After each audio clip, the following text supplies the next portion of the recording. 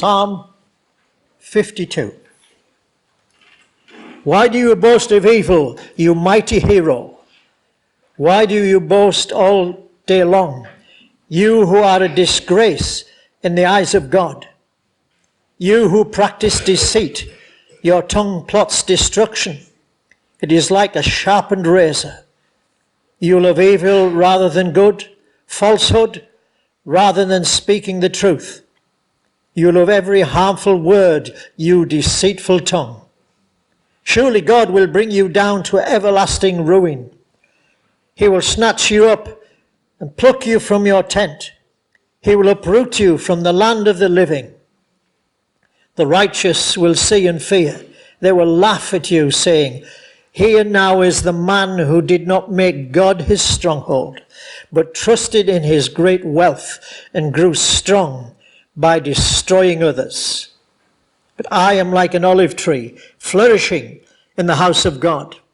I trust in God's unfailing love forever and ever.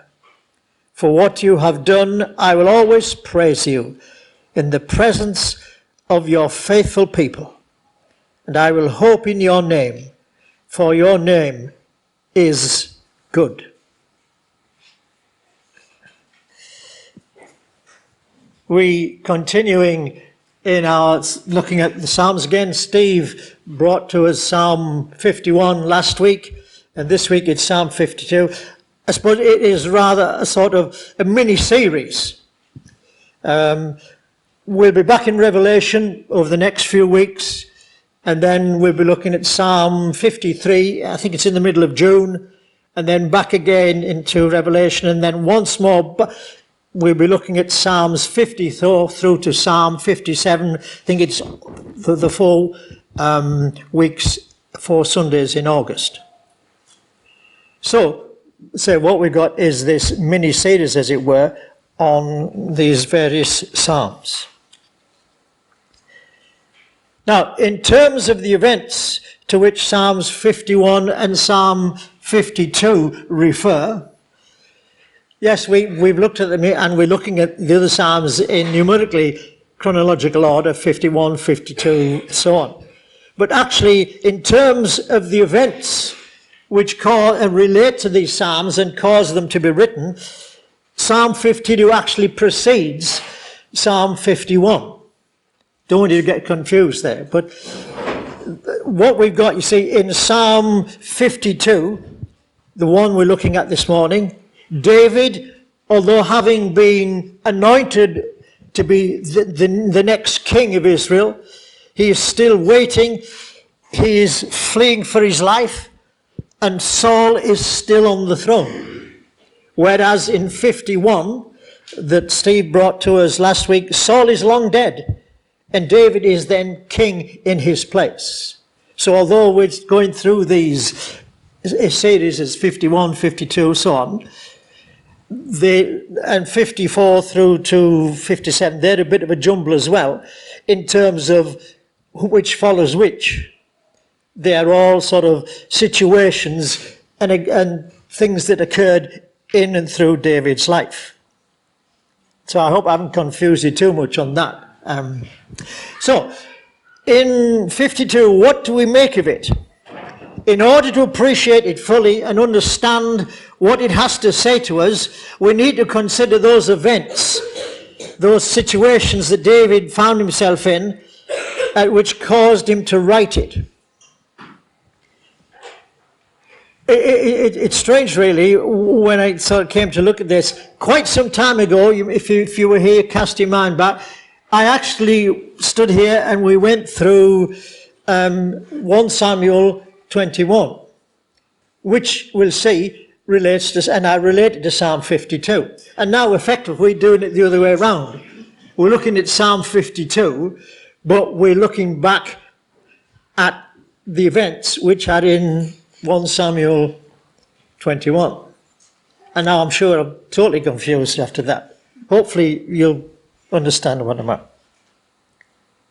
So, to briefly sort of paraphrase 1 Samuel 21, if you keep your finger in Psalm 52, and if you would like to turn back to 1 Samuel and 21. And here we see the events of David's life, the actual events which caused David eventually to write Psalm 52. Samuel 21, 1 Samuel 21. David went to Nob to Ahimelech the priest. Ahimelech trembled when he met him, and he asked, "Why are you alone? Why is no one with you?" And then David goes on and he gives him this. "The king sent me on a mission and has said no one is to know about it. Give me 5 loaves of bread or whatever you can find. Don't you have a spear or a sword here? I haven't brought my weapons because king's mission was urgent. Give me Goliath's sword. There is no one like it." And then we see in verse 10 of that same chapter, "Then that day David fled from Saul and went to Achish, king of Gath."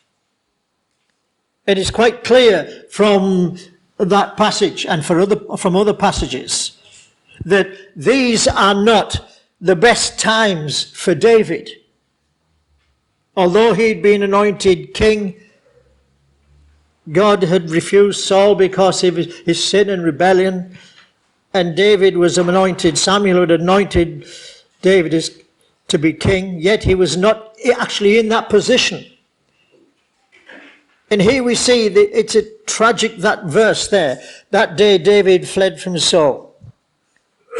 David, the great hero of Israel, who single-handedly slew Goliath, now running away in great fear and great speed from Saul. And we see the difference in those situations from what he had been, the hero that all Israel sang about and worshipped and rejoiced because of what he'd done. And now here this same person is running and fleeing for his life. We've all been there at some time when we've got into a panic and things aren't going right, and we've resorted to our own schemes because why? We didn't trust God fully. And we imagined in our minds that he'd deserted us and left us. And we cried to God, "God help me. This is the problem. What am I going to do?" And because we didn't get an immediate answer, we suddenly think, whoa. And we resort to our own schemes and our own devices. And we've all been there at some time or other. Maybe not as serious and as tragic in the end results as this situation with David, but yes, we've been there. So easily we can turn aside when things don't go the way we want them, the way we expect them to.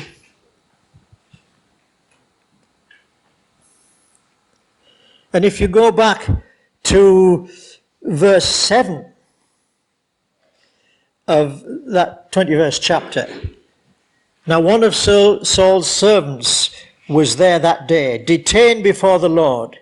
He was Doeg the Edomite, Saul's chief shepherd." And it seems a strange sort of thing that statement should be there, right in the middle of that passage. It just doesn't seem to have any purpose.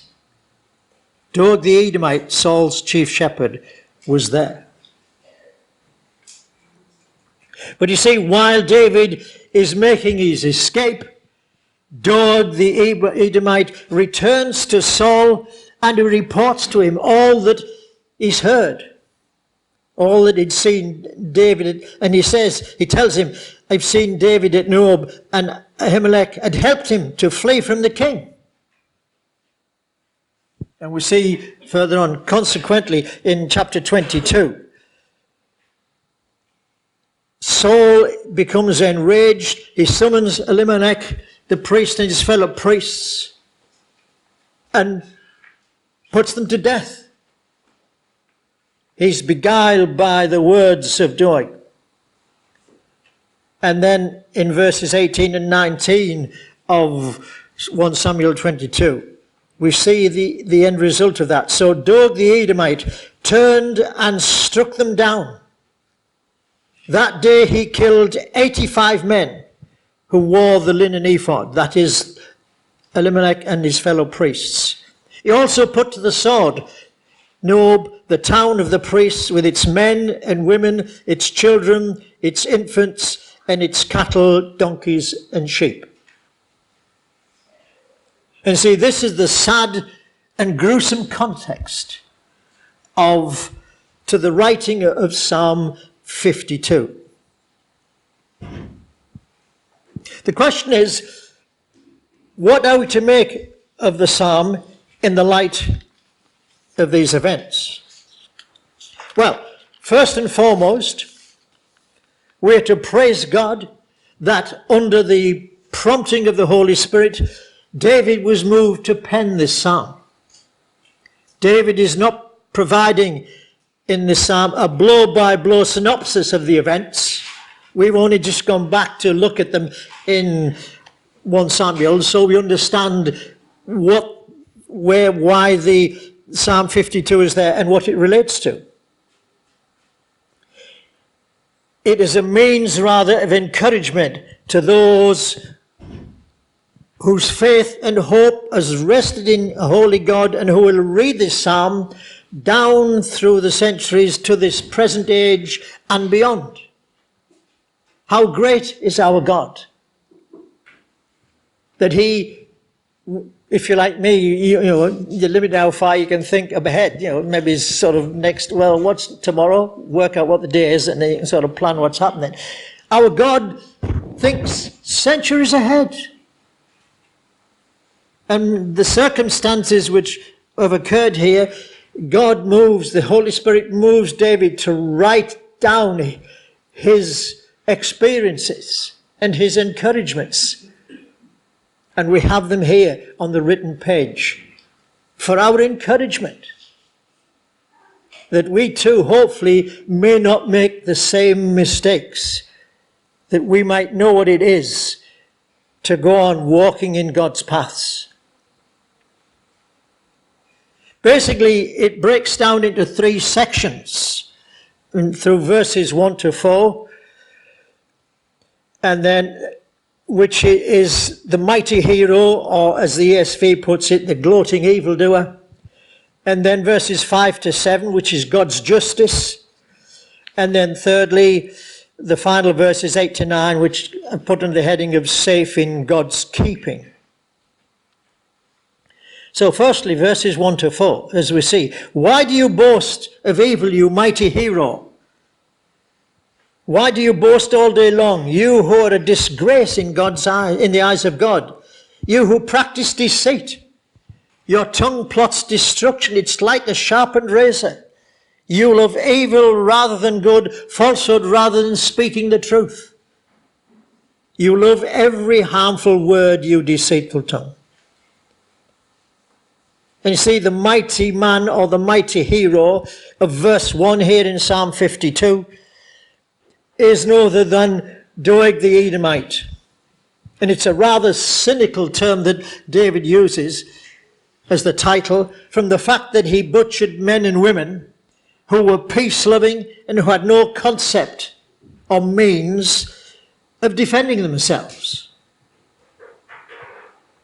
The evil of this mighty man is found primarily in his speech.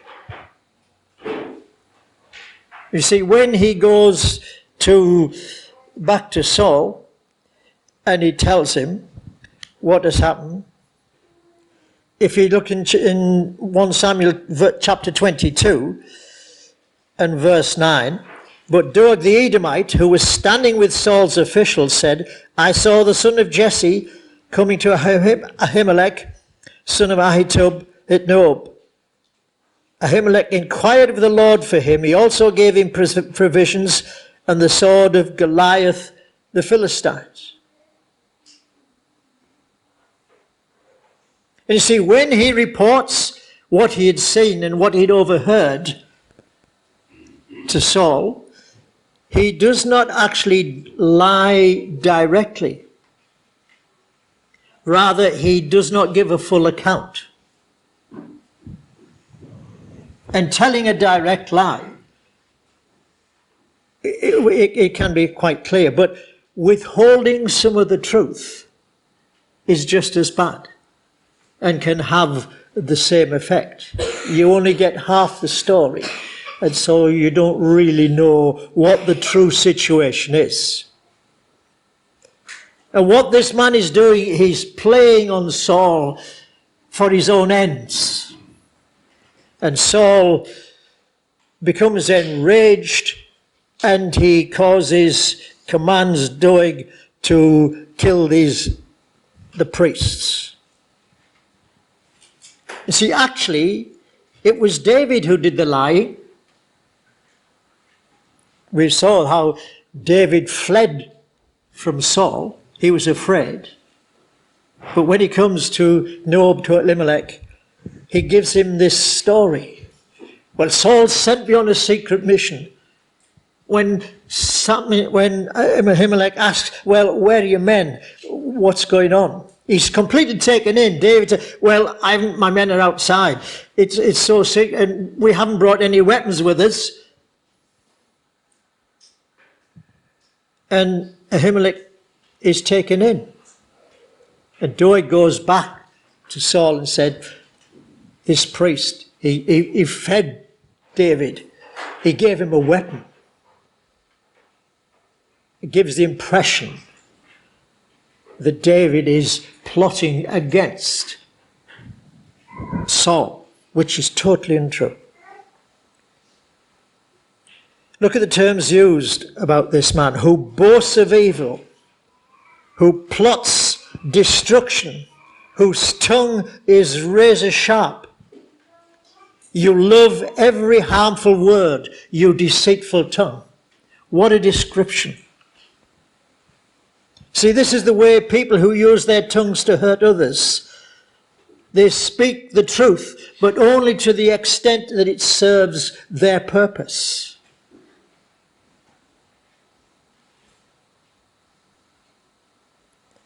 But we see the outcome of that.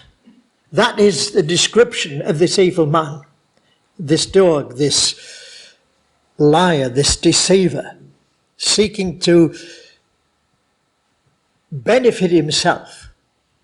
He's currying favour with King Saul, and he uses it as an opportunity to increase his own situation, improve his own situation. But then you see from verses 5 through to 7, we have God's justice. As it says, surely God will bring you down to everlasting ruin. The EV translation translates it, but God, which is more direct, I think. And so we say, you who love every harmful word, you deceitful tongue, but God will bring you down to everlasting ruin. He will snatch you up and pluck you from your tent. He will uproot you from the land of the living. Wow, what a fearful situation to find ourselves in. That God himself says of this man, David says, look, this is what you may think you're going to get away with it. You may think you're benefiting from it at my expense and the expense of others. But God will bring you down to everlasting ruin. He will snatch you up, pluck you from your tent. He will uproot you from the land of the living. And then it goes on, you see. The righteous will see and fear. The righteous, that is those of us and those who through the years and the ages have put their trust in God. Those believers, those who know what it is to walk in God's ways and to obey his commandments. The righteous will see and fear. And they will laugh at you, saying, here now is the man who did not make God his stronghold. but trusted in his great wealth and grew strong. Why? How? By destroying others. And you see, we can take encouragement from that. The righteous person, those who love God and seek to obey his commandments, can be assured, can be certain that God ultimately will bring all evildoers to justice.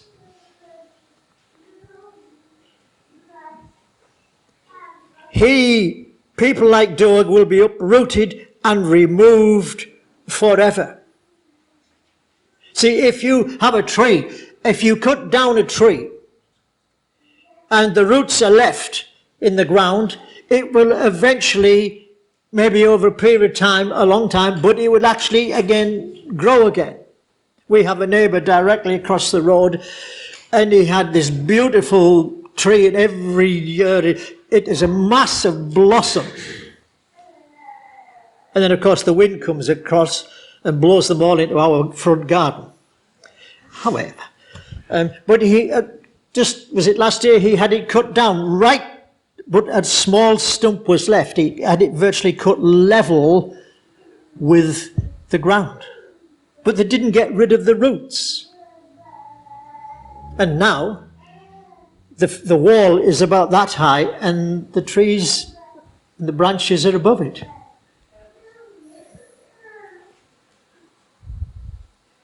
But what does it says here?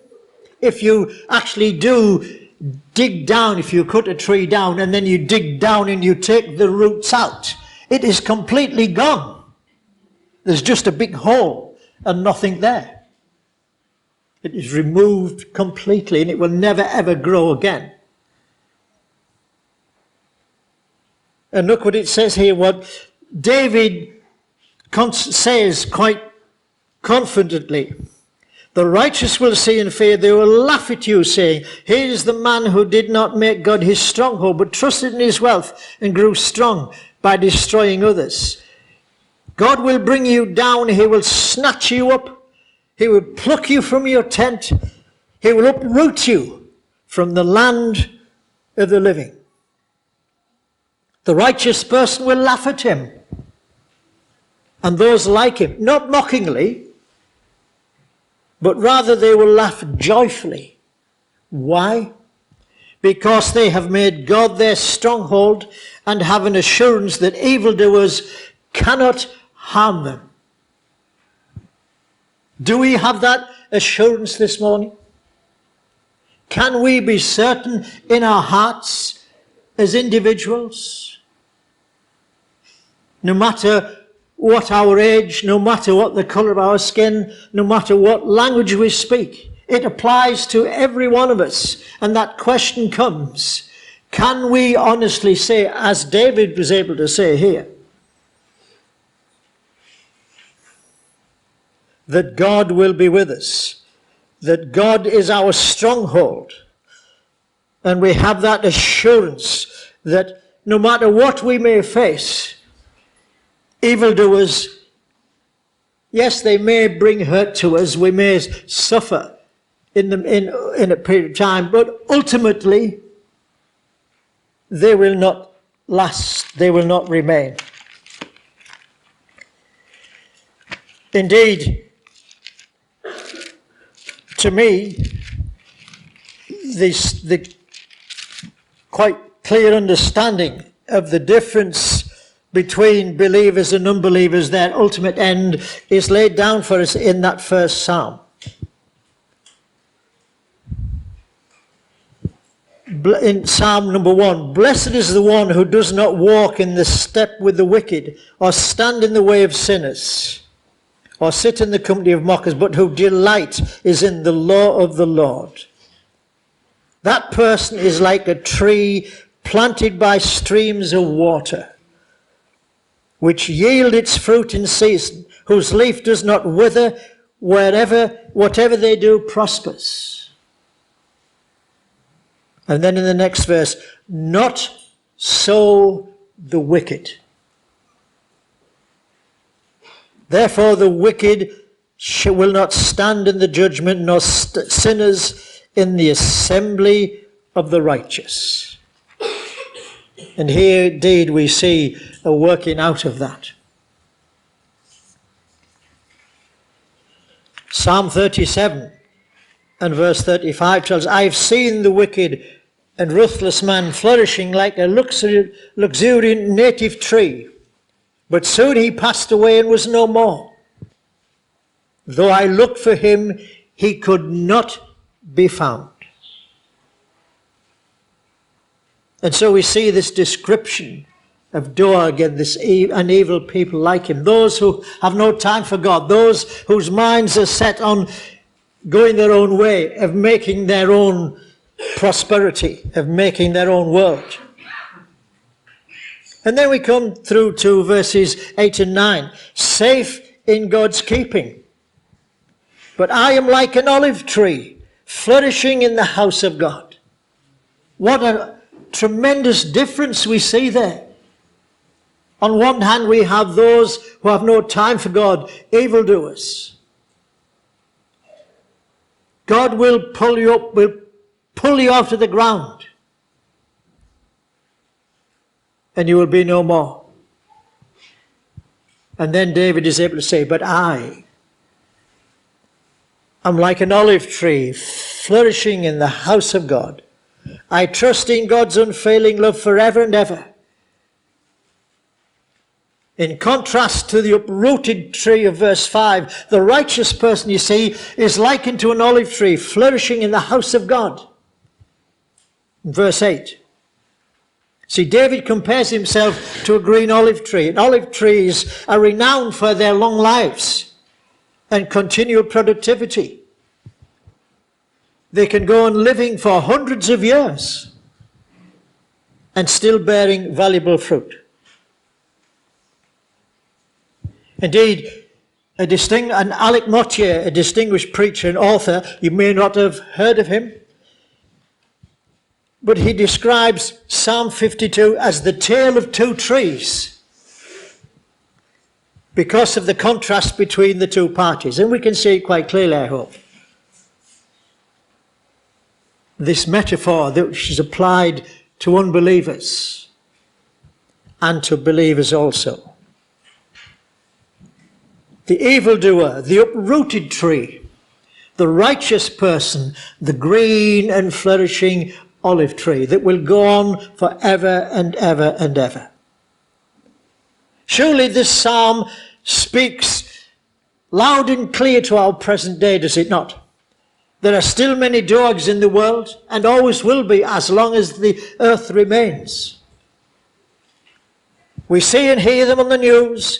We read of them in our newspapers. We may even work for or alongside such people. They may even be a neighbour. Indeed, Proverbs 18:21 tells us the tongue has the power of life and death. There is a game show on TV which goes under the dubious name of Would I Lie to You? And I get the point, yeah, and I can see it. But if we were to ask that question of ourselves in all seriousness, would I lie to you? I'm not going to ask you to do this, don't do it. But if we were to turn to the person sat next to you and say to them, in all honesty, answer me, would I lie to you? Sadly, invariably, under certain situations, the answer would be yes.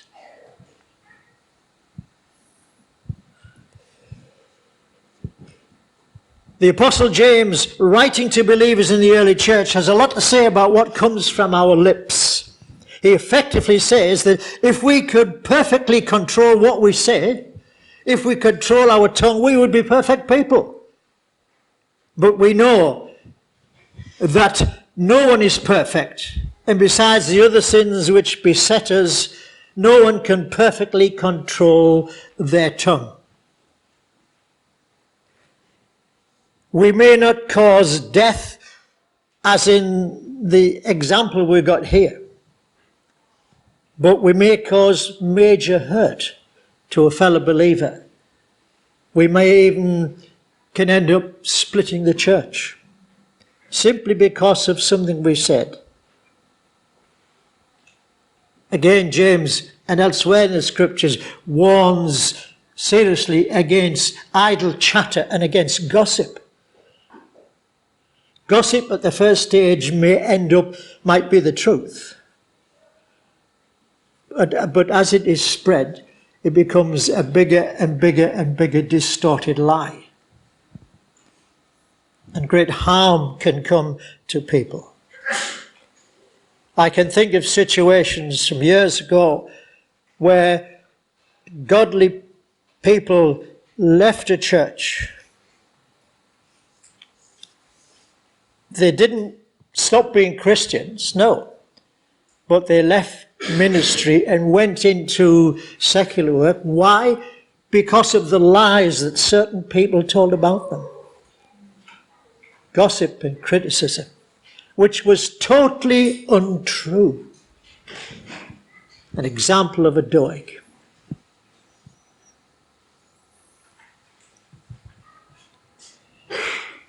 Proverbs verses 4, 23 and 24 say this: above all else, guard your heart, for everything you do flows from it. And then it adds, keep your mouth free from perversity. Keep corrupt talk far from your lips. If we say something which is hurtful to another person, be they believer or unbeliever, we may go to them and apologize and say sorry. But it's most likely that even though that person or persons accept our apology, they will never ever really forget those words or word that we have spoken. But see, what we get also, that Psalm 52 offers both a challenge and reassurance. The question is, what are you trusting in? What are we trusting in? I ask myself that as well this morning. Your own strength and ability. Yes, you may come to church regularly, but have you ever really put your faith in God? You know nothing of the love and the saving grace of our Lord Jesus Christ. If that is the case, then you are another Doeg. Say, you may be a very nice person, but your heart is not in tune with God. Are you a believer, but right now you are struggling to work out your own schemes because you think God has deserted you? It could happen to David.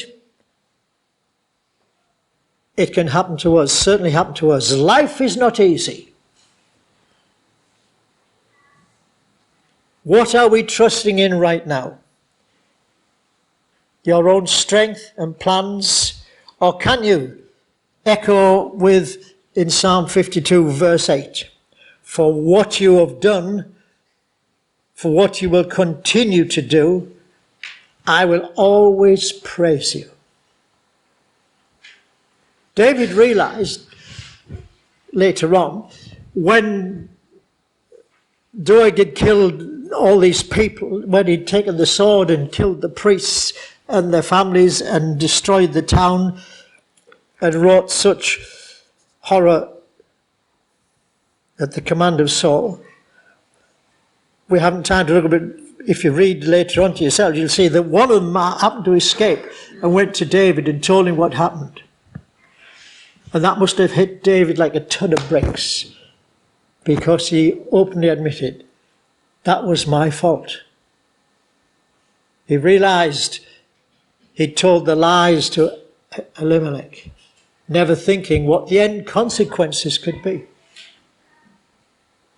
And he virtually said, he didn't take the responsibility for actually killing the people, but he realized his false words, his own personal, get me out of here. This is what I want. God's forgotten me. I'll do it my way. That had the knock-on effect, and the end result of the deaths was down to him. But yet God in his mercy restored him and brought him back. Can we say that this morning? For what you have done, O God, for what you will continue to do, not just now, but through all eternity. Life may not be easy. We do not know what lies ahead. Not even tomorrow will bring. One thing we can be sure of, that if we put our trust and our faith in God as David did, no matter what we may face, God will never forsake us. He will bring us through. The righteous will see God at work and will fear, and we will rejoice. For what you have done, O God, for what you will continue to do, I will always praise you. Oh, that each one of us might truly and genuinely be able to make that our prayer this morning.